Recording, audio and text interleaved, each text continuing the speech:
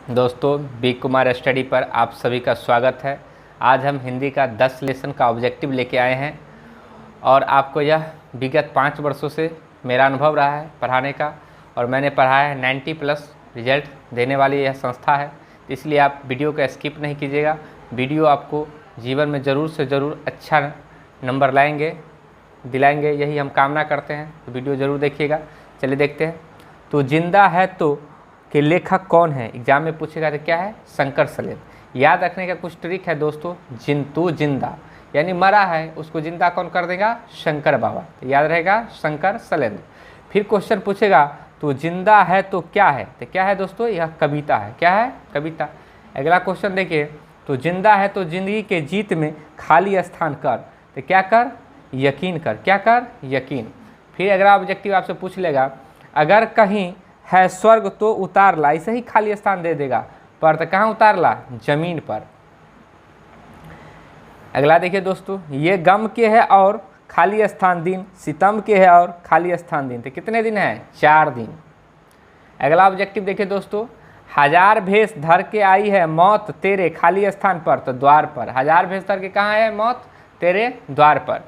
फिर देखिए दोस्तों अगला क्वेश्चन, गिरेंगे खाली स्थान के महल बनेंगे फिर नवीन घर। तो क्या बनेंगे? जुल्म के घर गिर जाएंगे और नवीन घर बनेंगे इस संसार में। अगला देखिए, जल जले। जल जले का अर्थ क्या होता है दोस्तों? भूकंप। क्या होता है? भूकंप। यकीन का अर्थ क्या होगा दोस्तों? भरोसा। यकीन का अर्थ क्या होगा? भरोसा। फिर देखिए सितम। अगला क्या है? सितम। तो सितम का अर्थ क्या होगा दोस्तों? जुल्म। इसमें आपको इस सभी ऑब्जेक्टिव को एक बार पढ़ लेना है। नेक्स्ट लेसन का देखते हैं। लेसन 2 दोस्तों देखिए, ईदगाह कहानी है। क्या है? ईदगाह।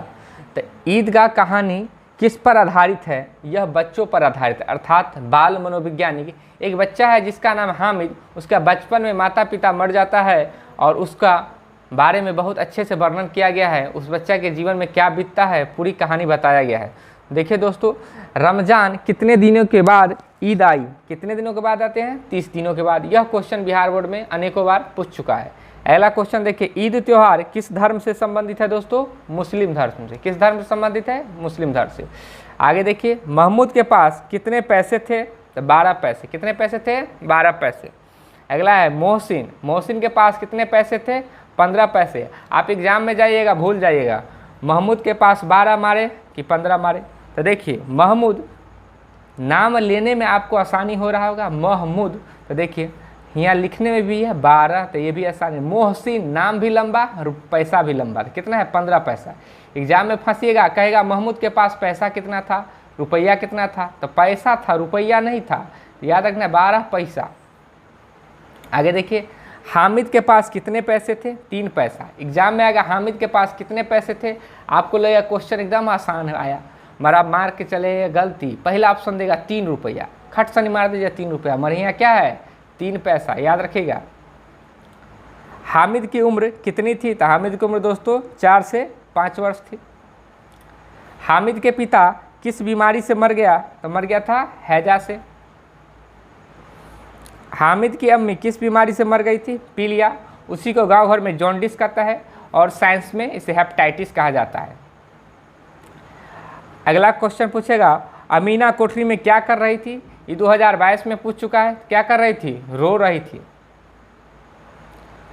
हामिद की दादी का क्या नाम था दोस्तों? तो अमीना। क्या नाम था? अमीना। आगे देखिए, हामिद मेला देखने कितना दूर गया था? तो हामिद मेला देखने तो कितना दूर गया था दोस्तों? 3 कोस। कितना गया था? 3 कोस। आगे देखिए दोस्तों, फिर कहता है नमाज खत्म होने के बाद आपस में लोग क्या करते हैं? तो आप मुस्लिम धर्म में देखिए होइएगा, नमाज खत्म हो जाते हैं तो दोस्तों आपस में क्या करते हैं? गले मिलते हैं। क्या करते हैं? गले मिलते हैं। ईद त्योहार किस वृक्ष के नीचे मनाया जाता है? तो इमली के वृक्ष के नीचे। कहाँ मनाया जाता है? इमली के वृक्ष के नीचे। हामिद मेला में क्या खरीदा था? चिमटा। क्या खरीदा था? चिमटा। सभी इंपॉर्टेंट क्वेश्चन है दोस्तों, वीडियो का स्किप नहीं कीजिए, नहीं तो आप पछताइएगा एग्जाम हॉल में। महमूद मेला में क्या खरीदा था? सिपाही। क्या खरीदा? सिपाही। नूर मेला में क्या खरीदा? वकील। क्या खरीदा था? वकील। सम्मी मेला में क्या खरीदा था? खंजरी। क्या खरीदा था? खंजरी।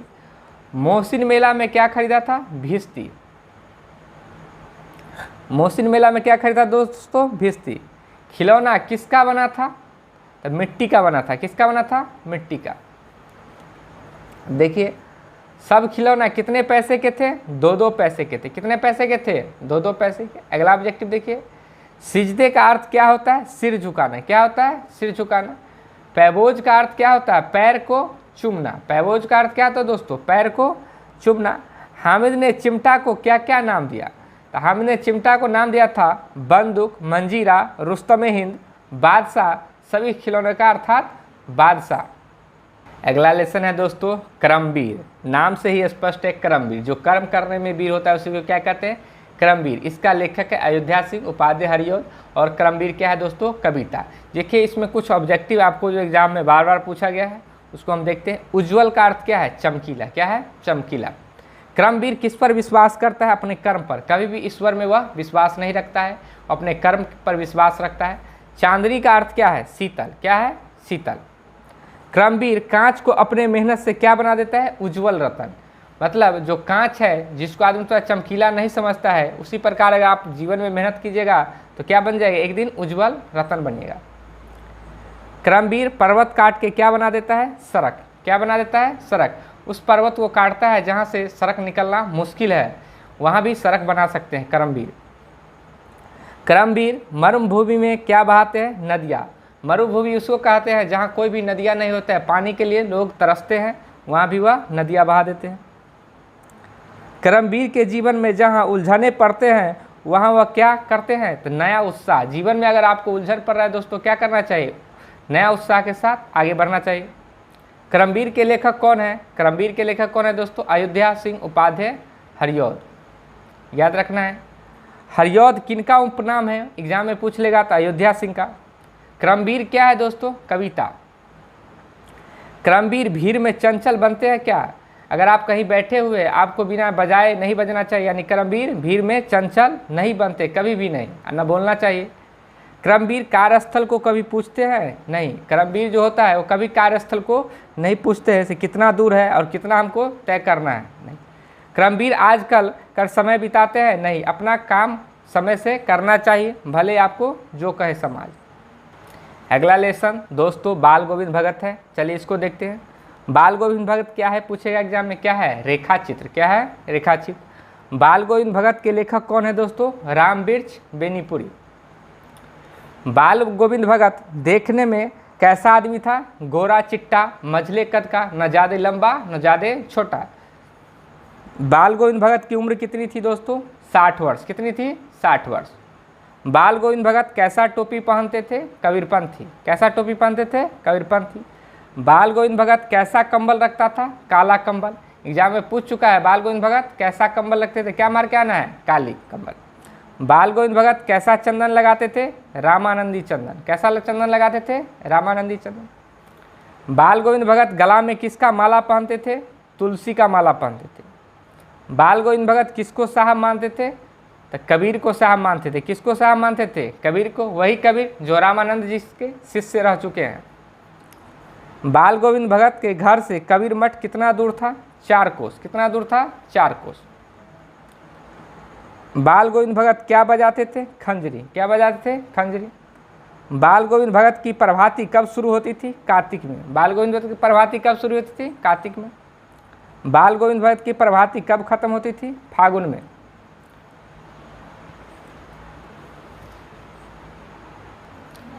रात में बाल गोविंद भगत कौन गाना गाते थे दोस्तों? तो गाना का नाम है तेरी गठरी में लगा चोर मुसाफिर जाग जरा। धान रोपनी के समय बाल गोविंद भगत कौन गाना गाते थे? गोदी में पीवा चमक उठे सखिया चिहुक उठाना। अगला लेसन है दोस्तों हुंडरू का जलप्रपात।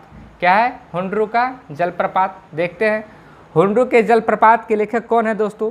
कामता प्रसाद सिंह। याद रखना है हुंडरू के जलप्रपात। जलप्रपात माने झरना। झरना पर बुल्ले का सबका कामना रहता है, यानी कामता प्रसाद सिंह। अगला ऑब्जेक्टिव पूछेगा स्वर्ग का टुकड़ा कहाँ है? तो छोटा नागपुर। झारखंड राज्य के एक शहर है छोटा नागपुर, वहाँ स्वर्ग का टुकड़ा है। लेखक जब हुंडरू घूमने गया तो कौन जाति लोग नृत्य करते उसे मिले? तो आदिवासी। कौन नृत्य कर रहे थे? आदिवासी। अगला क्वेश्चन देखिए रांची से पुरुलिया वाली सड़क कितनी दूर है? 14 मील। कितनी दूर है? 14 मील। पुरुलिया वाली सड़क से हुंडरू कितनी दूर है दोस्तों? 13 मील। कितनी दूर है? 13 मील। रांची से हुंडरू कितनी दूर है दोस्तों? 27 मील। कितना दूर है? 27 मील। हुंडरू की झरना किस राज्य में है? अगला ऑब्जेक्टिव पूछेगा, झारखंड राज्य में। किस राज्य में है? झारखंड राज्य। अगला ऑब्जेक्टिव, साध की पवित्रता एवं महत्ता तभी है जब उसका साधना महान है। किसका कथन था? महात्मा गांधी। कहने का अर्थ, आप अगर साधना कर रहे हैं तो आपकी पवित्रता होना चाहिए, और महत्ता तभी है जब आपकी साधना महान होगा। यह किसका कथन था? महात्मा गांधी का। अगला ऑब्जेक्टिव है दोस्तों, लेखक हुंडरू कौन महीना बोलने गया था? तो वह महीना था दोस्तों अगस्त का। रामलीला में किसका वर्णन मिलता है? राम का। रासलीला में किसका वर्णन मिलता है दोस्तों? श्री कृष्ण का। स्वर्ण रेखा के उद्गम से हुंडरू कितना दूर आगे था? 50 मील। स्वर्ण रेखा क्या है दोस्तों? नदी। क्या है? नदी। स्वर्ण रेखा की पानी कहाँ गिरता है? बंगाल की खाड़ी में। कहाँ गिरता है? बंगाल की खाड़ी में। स्वर्ण रेखा नदी किस किस जिले से होकर बहती है? याद रखना है, रांची, धनबाद, सिंहभूम, बालसोर। हुंडरू की पानी जब नीचे गिरता है तो दृश्य कैसा बनता है दोस्तों? इंद्रधनुष के जैसा, 7 रंग में। हुंडरू की झरना की ऊंचाई दोस्तों कितना है? 243 फुट। हुंडरू की पानी जब नीचे गिरता है तो पानी कितना उछलता है? 20 फुट। लेखक किसकी बाराती के बारे में बोल रहे हैं कि इनकी बाराती शायद इसी रास्ते से गुजरी होगी? शिवाजी के बाराती के बारे में बोल रहे हैं, तो शायद इनकी बाराती इसी रास्ते से गुजरे होगी, क्योंकि यहाँ घनघोर जंगल देखने को मिला। हुंडरू की पानी किस तरह चक्कर काट रहे हैं? सांप की तरह। किस तरह चक्कर काट रहे हैं? सांप की तरह। आगे देखिए दोस्तों, हुंडरू की पानी किस तरह छलांग मारते हैं? तो हिरन की तरह। दानी दान करता है तो गुमान करता है, यह पंक्ति कहाँ से लिया गया है? हुंडरू की झरना से। आगे देखिए, समुद्र किसके लिए प्रसिद्ध है दोस्तों? गंभीरता के लिए। तो जीवन में क्या बनना चाहिए? गंभीर। हुंडरू किस लिए प्रसिद्ध है? चपलता के लिए। चपलता मतलब उछलाव के लिए। हुंडरू से किवंती कितना मील दूर था? 7 मील दूर था। अगला है बिहारी के दोहे से कुछ लाइन है, उसको आप किताब में पढ़ लीजिएगा, और उसका कुछ ऑब्जेक्टिव आपको एग्जाम में पूछेगा। जो भी आए उसको हम लेके आए हैं। बिहारी किस काल के कवि थे दोस्तों? रीति काल के। किस काल के कवि थे? रीति काल के। नर का अर्थ क्या है दोस्तों? मनुष्य। क्या है? मनुष्य। नीर का अर्थ क्या है? पानी। वृथा का अर्थ क्या है दोस्तों? बेकार। सांचे का अर्थ क्या है? सच्ची। अगला लेसन है दोस्तों, ठेस कहानी है। चलिए देखते हैं, ठेस कहानी के लेखक कौन है? तो फणीश्वरनाथ रेणु। ठेस कहानी कहाँ के संस्कृति पर आधारित है? मिथिला के संस्कृति पर, जहाँ से हम अभी वीडियो बना रहे हैं। ठेस कहानी के नायक कौन है? सिरचन। कौन है? सिरचन। सिरचन को लोग क्या समझते थे? बेगार, मुफ्तखोर, कामचोर, चटोर। ऑप्शन रहेगा सभी, सभी मार देना है। पंचानन चौधरी का घर किस टोला में था दोस्तों? ब्राह्मण टोला में। यह ऑब्जेक्टिव इसी बार पूछ चुका है। ससुराल में कौन रूठी थी? ननद। ससुराल में ननद का काम ही है रूठना। सिरचन किस जाति का था? कारीगर। मानू दीदी का दूल्हा क्या था दोस्तों? अफसर। मोहर छाप वाली धोती की कीमत कितनी थी? 8 रुपया। किसको सिरचन ने कहा, रेशमी कुर्ता धोती देने पर भी ऐसी शीतल पाटी नहीं बनेगी? मजली भाभी को। किसको कहा था? मजली भाभी को। अगला क्वेश्चन है दोस्तों, काकी की सबसे छोटी बेटी कौन थी? मानू। कौन थी? मानू। किसको सिरचन ने कहा, बहुरानी अपने मैके, मैके मतलब नैहर, परीक्षा में पूछ चुका है। मैके का अर्थ क्या होता है? नैहर। मैके से आई हुई मिठाइयाँ इसी तरह बांटते हो क्या? मछली भाभी को बोली थी। मुंह लाल होना, मुंह लाल कब होता है दोस्तों? जब गुस्सा आ जाता है, क्या होता है? मुंह लाल हो जाता है। सिरचन को पान का बीड़ा किसने दिया था? मानू दीदी। सिरचन ने किसको कहा, डिबिया का गमकौआ जर्दा जरा देना? छोटी चाची को। सिरचन को किसने कहा, तुम्हारी जीभ में आग लगे, मस्खरी करता है? छोटी चाची। अधूरी चीख में कौन झालर लगा रहा था? बड़ी भाभी। सिरचन क्या बनाता था दोस्तों? शीतल पाटी, चीक और पत्ता का छत्ता। अगला लेसन है दोस्तों, बच्चे की दुआ, जिसके लेखक है मोहम्मद इकबाल। चलिए, बच्चे की दुआ के लेखक कौन है? मोहम्मद इकबाल। बच्चे की दुआ क्या है दोस्तों? कविता। अगला ऑब्जेक्टिव पूछेगा, मेरे अल्लाह खाली स्थान से बचाना मुझको। तो हर आदमी को अल्लाह से क्या विनती करते हैं, हमको बुराई से बचाना। जो राह है उस पे चलाना मुझको, किस राह पे, नेक मतलब अच्छाई के रास्ते पे चलाना मुझको। दर्दमंदों से, जैफों से खाली स्थान करना, मोहब्बत। जिन्नत का अर्थ दोस्तों क्या होता है, शोभा। जिन्नत का अर्थ क्या होता है, शोभा। चमन का अर्थ क्या होता है, फुलवारी। राह का अर्थ क्या होता है दोस्तों, रास्ता। इसी तरह का मैं 3 वीडियो आपको हिंदी में दूंगा और यह एग्ज़ाम में 100% टकराने की गारंटी रहेगी।